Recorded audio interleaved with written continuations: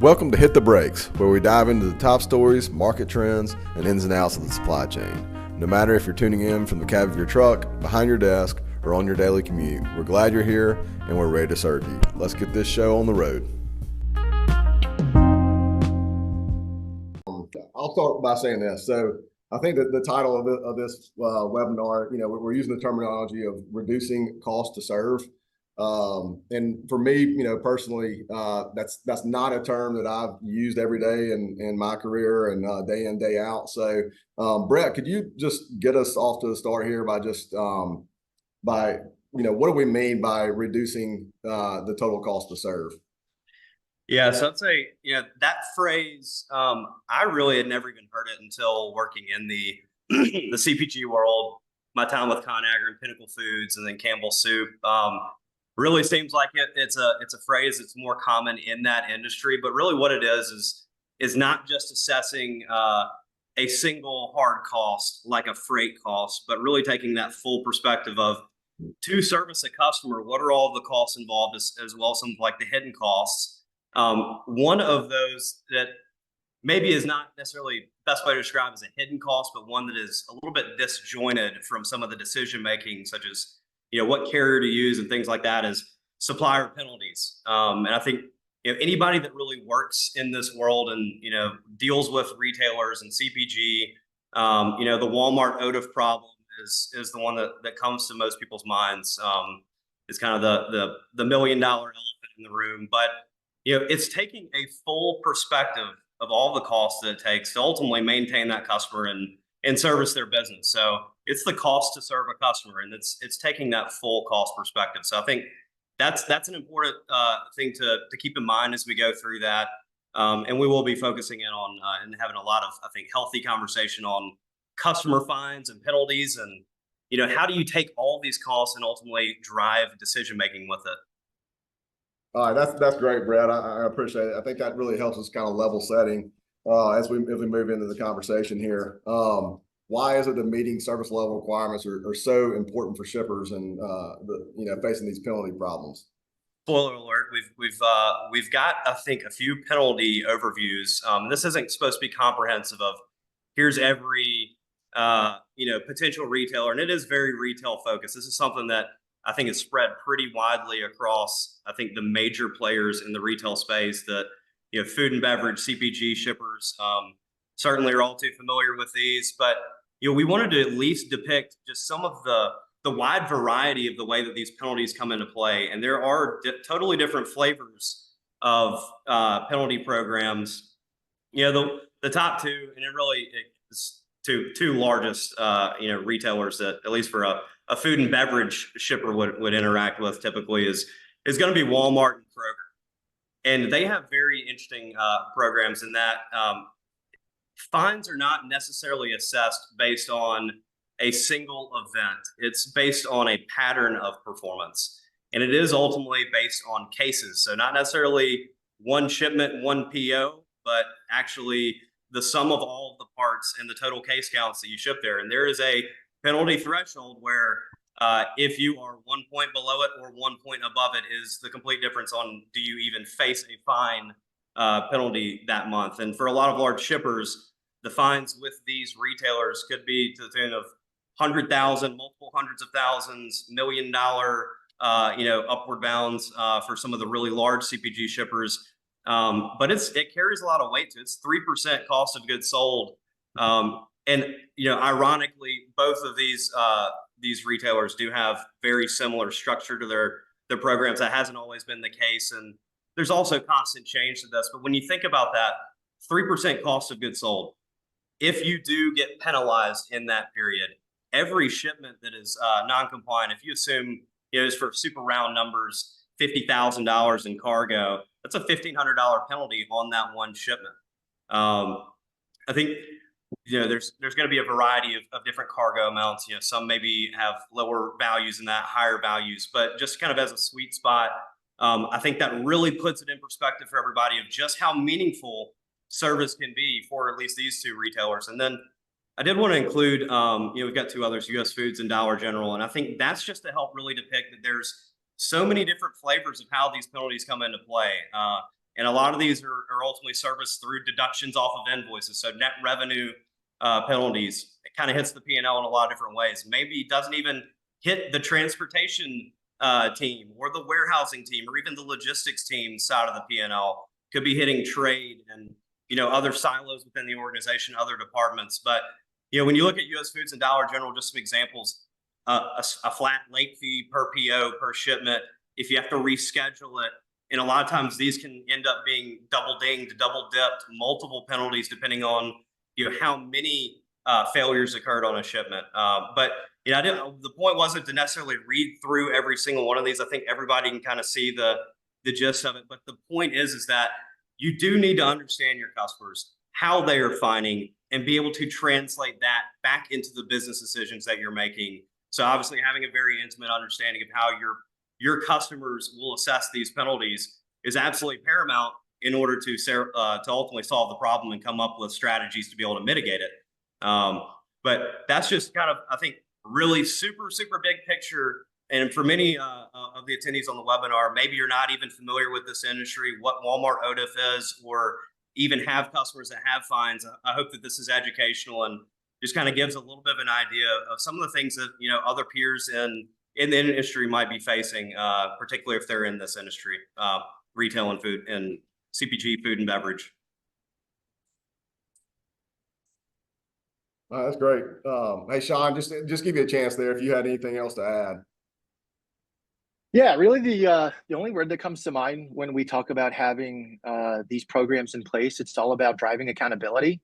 If we don't, if I'm Walmart, Kroger, right, any of these organizations you can see here, if we don't get that product, in the door and out on the shelf to sell to consumers, then we're going to be in a bad spot. So these programs have been put in place to drive accountability with their partners. And the really interesting piece about driving accountability within transportation is a team sport. So it goes much wider, as opposed, much wider in terms of maybe just the organization that's responsible for sending that product in to one of those retailers we were talking about. There's multiple other organizations that are also involved in making sure that the product is delivered on time and in full, right? So it really does go downhill as well. It's not just one organization, that vendor that could be going into any of these retailers. The accountability is really driven all the way from top down. That's great. That's great, guys. So, I think it's really helpful. And, the one thing I'll say about this slide, I think it really speaks for itself in regards to the penalties. But I think you guys have already alluded to it, especially Shawn just now. There's a lot more that goes into that cost bucket than just the penalties. And speaking especially from the brokerage perspective or of a carrier, I think we can sometimes make a mistake of only thinking about like a scorecard and how that relates to the fines. But there's a lot more that goes into the total cost. How a missed pickup can have a little bit of a domino effect, and probably has greater implications than just these penalties. So I think that kind of sets us up for our next slide here. Shawn, I'd love to let you start us off with this one, but what data does a shipper really need to help evaluate their transportation decisions? Yeah, so I just use that the terminology with it being a team sport. I think there's a couple different ways to look at this. When we look at this from more of a macro level, there's not just one organization that's responsible for getting product on time into Walmart, for example, right? I might be shipping product in that we manufacture, but then I'm going to be working with my co-packer, right? My transportation provider. So, and even beyond a transportation provider, right? All the way down to that driver level, there's multiple parties that are involved in making sure that everything is taken care of the way that the contract was set up in the beginning there. So when we really look at being able to solve for this from a bigger problem, it all really comes down to being able to collaborate, across different organizations. And then when we go more to that micro level, right? What kind of tools, data are important in terms of being able to ensure that we're delivering on time to our customers? Really high level, it comes down to understanding that not everything is just about a rate, right? We might be looking at just paper rates. Hey, this is going to be a great option for us because we're going to be saving a good buck on this. but not necessarily taking into consideration what the historical service levels of the service provider are. And then from there, after we really get a good understanding in terms of what the service look like, now being able to make better decisions, right? In terms of the organization, say, this is going to be a better fit. Maybe we should be spending another $50, $100 working with this logistics service provider. But by investing that extra $50 or $100 up front, we're going to be, number one, saving ourselves, some dollars from a penalty standpoint, and ultimately saving our customer as well. So that's what we look at, when I'm thinking about this from, again, more of that higher level, but now within the organization itself, you can see right here, it comes down to understanding the data within, a transportation management system itself. And then right below, it's an ERP system. And what's really interesting is just the naturally siloed nature of technology within an organization. More often than not, it's really difficult to actually understand what the impacts are down to that order level as well. So when we really think about this, we think about shipments, we think about orders, right? We also think about like track and trace as well. This has been a hot button item, I don't know, last 8-9 years or so now, in terms of being able to provide that real-time visibility. Because again, we want to make sure that we're getting everything, into the facility when we say that we're going to be, getting it in there. So it's all about being able to understand, number one, what kind of data is living within these disparate systems within a shipper's organization. Then the tricky part can come down to actually being able to tie them together. So the organizations that are, again, really going a lot further than just looking at rates, they're being able to actually tie all of these different data sources within their organization together within one, singular view, hence, making better decisions. Like, I was just saying, it does not all come down to rates. This is a service-based industry when we're talking about transportation.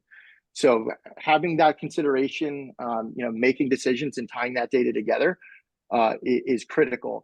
The other piece as well is just about going back to what I was saying on the idea of working with, other organizations that are outside my four walls, right? We're going to consolidate the data internally, but nobody bats 1,000. So when something does go wrong, now it comes down to understanding why, right? And that's where this idea of being able to collaborate with your partners is critical as well.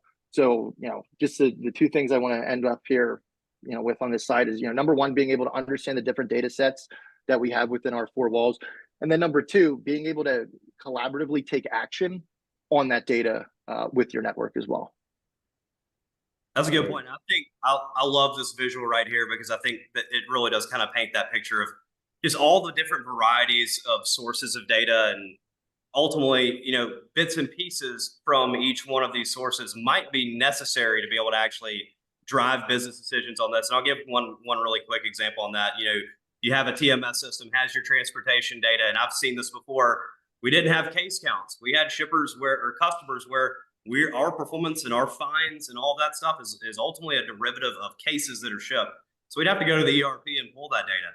It's at the order level. I love that you brought that up, Shawn, because it was the challenge even lining up this order level reporting and rolling it up to the shipment, which is where we're making decisions in a transportation organization. And then also, if you have a customer that provides fine data, you think about Walmart again, going to probably reference them a decent amount today. But you have to go to Retail Link, get your scorecard performance, in terms of what penalties you have and how many dollars were associated with each PO, what fine amounts actually hit each PO each month. And you ultimately have to be able to tie these all together to be able to make this full cost decision, this total cost to serve, and ultimately be able to impact. And I think the one other thing I want to mention is just how important reason codes are. And when you think about from the carrier standpoint, a lot of times what I feel like I've experienced throughout my career is that reason codes from a carrier side is meant to say, hey, not my fault, not my fault. It's either carrier fault or it's not carrier fault.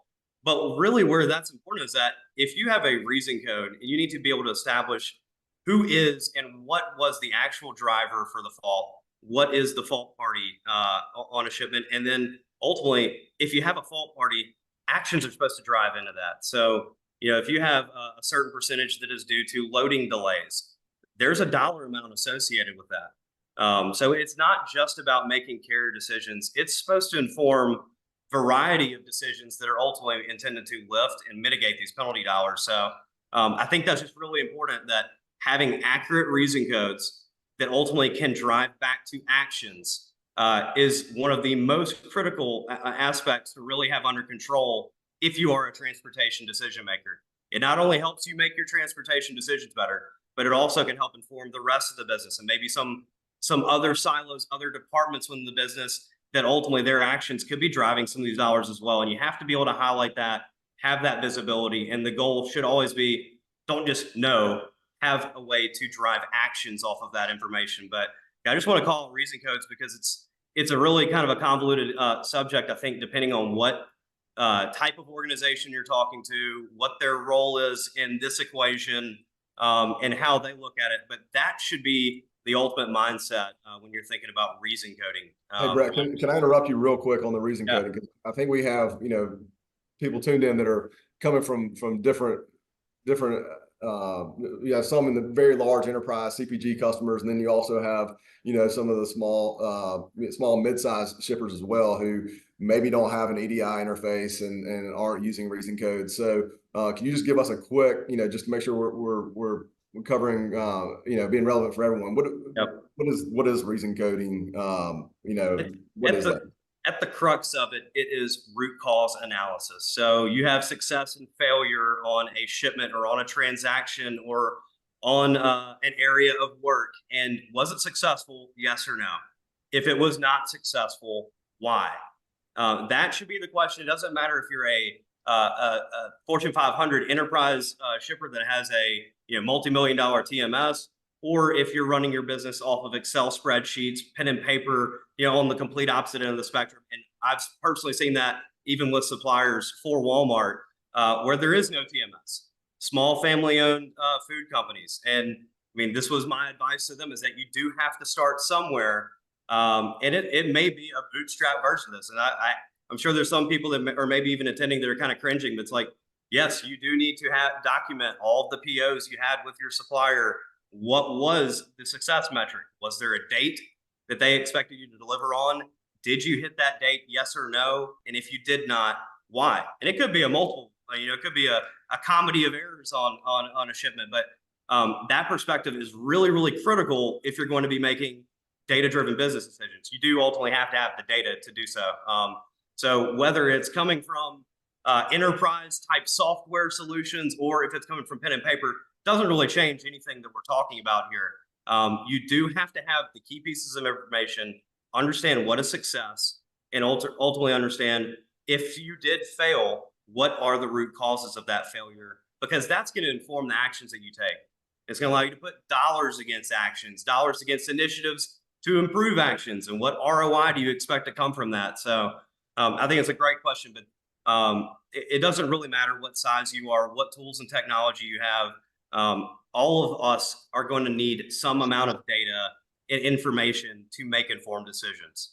Perfect. And just to recap, I think it's obvious, but what we're hearing is, there's lots of technologies that can address these issues, but at the end of the day, what we're all after is data, and good, clean data that, can enable sound decision making. So what tools have you guys seen, or what would you recommend a shipper deploy? I think that answer probably starts with, if you're like me, it depends, right? It depends on the size of your network. It depends on how many, customers you're delivering to, and a lot of different factors. But what all tools and tech are out there, and what's the range of options? Shawn, you want to take that one? Yeah. So, Brett, you just did a really good job sort of going across that spectrum in terms of the data that's out there, right? There's shippers out there, pen and paper, Excel, right? Email, just relatively manual on communicating with their customers and communicating with their vendors. And then we go, up to the organizations that are working with the Oracles, SAPs of the world, right? Super, super robust technology with a lot of automation in there. The thing that's really important, talking about both sides of that, though, just going back to a little bit what we were talking about, is, again, number one, being able to properly document the historical performance, what has happened, whether we're talking about orders or shipments. And then number two, right, after we're properly documenting and understanding what's going on, it comes down to actually being proactive as well. So when we look at this really from a data or more of a technology perspective, I think, the numbers change. I think most recent update I've seen is around 72% of shippers out there still don't have a TMS in place today. So again, whether we are having to work, out of phone calls, emails, whatever the case may be, having that single repository and understanding exactly, what has gone wrong, right, in different scenarios there. But again, if I do have a TMS in place and I do have my ERP in place and I have my WMS and I have my track and trace solution, right? There's a lot of different data out there. What we see is a lot of enterprise organizations out there right now, they're extremely focused on consolidating all of that disparate data internally to one single source of truth around transportation performance data. So what that does is it enables an organization, a shipper, right, to really go from more of a reactive model, working with their customers, working with their carriers, to being proactive, right? We're not going to be working with this organization based on what's happened historically. So it really comes down to being able to properly document what has happened. And then number two, right, is not just us internalizing the data within our four walls, but working with our stakeholders outside of our four walls as well. And it comes down to properly reconciling what has happened. So like Brett was, that dove in really deep in terms of reason codes. I might have a reason code sitting in my TMS, right? And I might have, driver responsibility. That's not actually what happened down at the facility level as well, right? So when we think about being able to actually, reconcile the data across the disparate organizations, it comes down really to, okay, let's see exactly what happened. Now let's all work together with one single source of truth to actually fully understand what has happened. And then from there, once that data has been reconciled across the different organizations, that data is now clean, right? Going back to that proactive approach there, we fully understand who was the responsible party from the jump, as opposed to the old way where, hey, I'm going to just assign the penalty to, to so-and-so. That's not necessarily exactly what happened. So after that reconciliation, is taken care of, again, it just goes back to better decision-making after that data has been scrubbed between you, your customers, and your vendors. Shawn, I think you even I think you started to get at something that I thought was kind of interesting. You started mentioning just a number of systems, and I think the last slide too kind of depicts this, but the modern technology portfolio, and I'm thinking about the really, really large shippers with a lot of dollars invested in technology. You mentioned WMS, ERP, TMS. One thing that ends up kind of coming with all of these different technology additions that companies add in is just the fragmentation. And even being able to piece all this information, one tool or even another layer of technology I've even seen, from my time on the shipper side is, and I've seen that this seemed to be a trend just in the industry at the time, is just these large infrastructures that then get put in place to tie it all together. Supply chain control tower, visibility hub, seen all kinds of different names and terms put against it, but ultimately a tool to collect all of your tools and bring them into one single repository. And that's kind of the gist of this, is that there's data and information that's so scattered about that there's even additional technologies that then get implemented to tie all the technology together and enable you to use it. And like enterprise analytics platforms, things like that. And when you think about it, it's like there's other tools too that come into play. Visibility providers, the GPS tracking solutions that are out there. A lot of those things come in. But then even think about the tactical tools that you then deploy. Carrier scorecards, that's a tool. And how do you use it? And what's included in it? And just things of that nature. But really, all the way from the smallest shipper with, hey, you need to start with at least an Excel document. Start collecting this information on your own, so that you can start making these informed decisions, all the way to the other end of the spectrum where, multi-million-dollar technology portfolios and the variety of tools in your tool belt. Just because you have all of these tools doesn't mean that you necessarily are effectively implementing them. And sometimes I feel like you can almost get inundated with, there's so many tools. The users, the individuals that are supposed to take these actions are having to play ball in a lot of different systems. And then, kind of getting back to what I mentioned earlier, these enterprise data lakes and, one source of truth, supply chain control towers, then kind of try to fill that gap. So, you have one system you're working in, everything that you need is here. Now go drive actions with it. But, it doesn't matter how big or how small you are. What tools, what technologies are important for you can totally vary based on who you are, what you do, and what capabilities you really do need to be technology assisted. That is also separate from what you do with them. The actions that you take, the initiatives that then come into play. And I think that's probably really the meat of this. And I think probably what a lot of our listeners today are really interested in is like, okay, so what? If I've got all these things, now what? How do I solve the problem with these?